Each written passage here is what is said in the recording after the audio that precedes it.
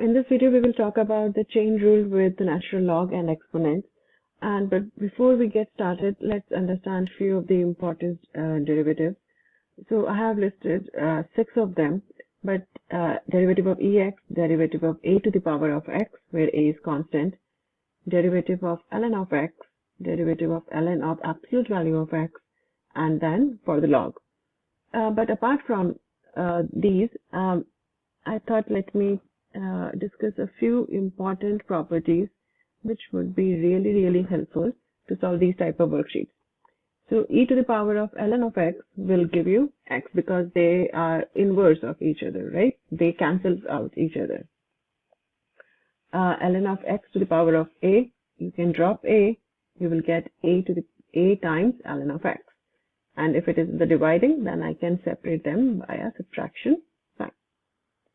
So that being said, let's get started. Let's try question number 2 right there. So as we know, the derivative of ex is ex. So if I try to solve it, I will get e to the power of 2x cubed, and then I have to take the derivative of 2x cubed, right? Just for training the brain, you don't have to write ddx of 2x cubed, just to help understand. So e 2x cubed times 6x and squared, 6x squared. That is what we are looking for. Derivative by the chain rule.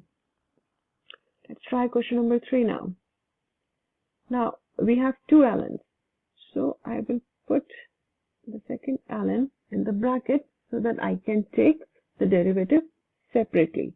So what we are looking for right here when we are taking the derivative is the derivative of the first, that means ln 2x4, and then we have to find the derivative of ln of 2x4 and then the derivative of only 2x4. So everything step by step so that we can minimize our error and eventually no error would be there. So ln of 2x to the power of 4, for the second ln we will get 2x to the power of 4 and then the derivative would be 8x cubed. Now from here I can try to cancel off wherever possible. We have x to the power of 4, that can cancel off with the x cubed, and 2 times 4 is 8. So my final answer for this question would be 4 over ln of x. Let's put x first. 4 over x times ln of 2x4. That is the final answer we are looking for. Let's try question number 6. So question number 6 is right there. Y is equal to e, and then let's go a little bit up.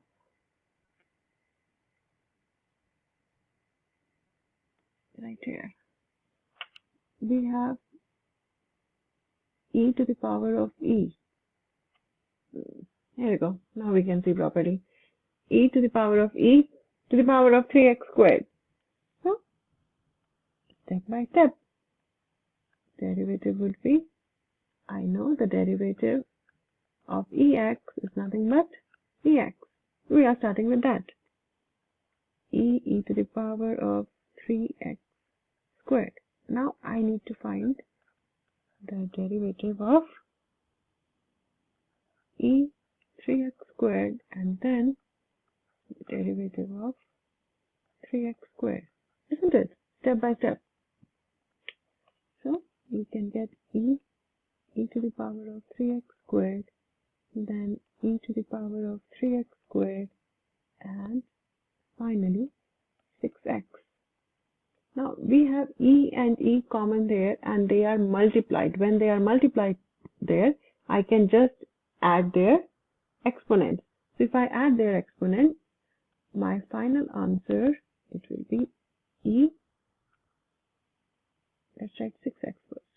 So 6x times e to the power of e3x squared, and then we have plus 3x squared. So what we did, this power and this power, we added them together. Why? Because they are connected with a multiplication sign. So this is our final answer that we are looking for. Let's try one more. Question number is 10. Here you go. Now in this case, instead of multiplying, they are connected with dividing. So when the dividing is happening, we can rewrite the whole entire equation as a subtraction problem. So it will be y is equal to e to the power of 5x4 minus, now here the minus is there, but minus is in the exponent part, minus 4x squared plus 3, right? So what is this? This is basically, we have, let's say, ex and ea, so I can rewrite it as ex minus a. That's what we have done. Now we have our new equation. Let's take the derivative. Slowly. Derivative of ex is ex, right? So the whole entire chunk in one go, minus 4x squared plus 3, right? Now I need to take the derivative of only 4x squared plus 3. 5x4 minus 4x squared plus 3. So if I take that derivative, what will happen? That derivative will be 5x4 minus 4x squared plus 3. So the first thing first, I will take this down. Remember, everything is in the power. Don't write as the base. Times this derivative, it will be 20x cubed minus 8x. I can simplify it further because I can factor out 4x right from here. The whole entire chunk again.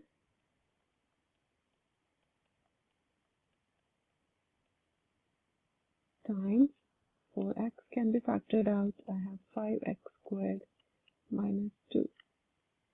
I can rewrite it in my final answer as 4x e entire exponent chunk